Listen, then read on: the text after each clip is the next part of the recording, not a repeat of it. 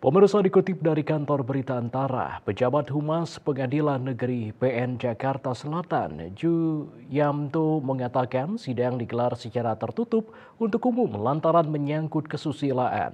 Agenda persidangan kali ini adalah pemeriksaan saksi dari Jaksa Penuntut Umum JPU.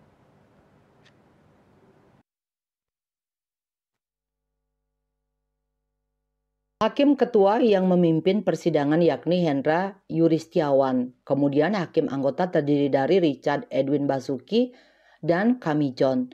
Berkas kasus ini tertuang dalam 680-pit-sus-2024-PN JKT-sel dengan penuntut umum bernama Nuli Nalimurti.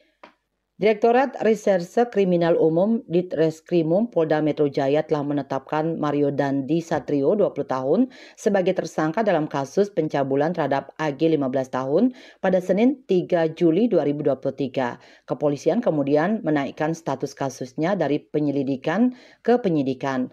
Mario dilaporkan oleh pihak AG terkait dugaan kasus pencabulan dengan nomor laporan LP-B-2455-5-2023 SPKT Polda Metro Jaya. Mario ditetapkan sebagai tersangka dan dijerat pasal 76D junto pasal 81 dan atau pasal 76E junto pasal 82 Undang-Undang Nomor 35 Tahun 2014 tentang perubahan Undang-Undang Nomor 23 Tahun 2022 tentang Perlindungan Anak. KMB Bali Post melaporkan.